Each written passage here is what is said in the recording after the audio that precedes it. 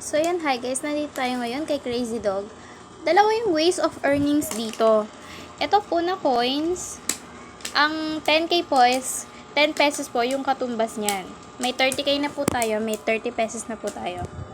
Tapos, dito naman po sa kulay green na pera, may task po siya. Kailangan nyo po makumpleto yung 15 days check-in.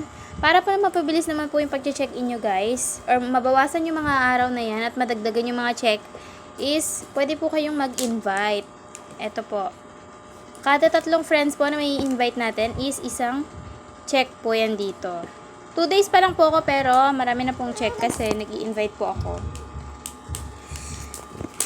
So, yun po.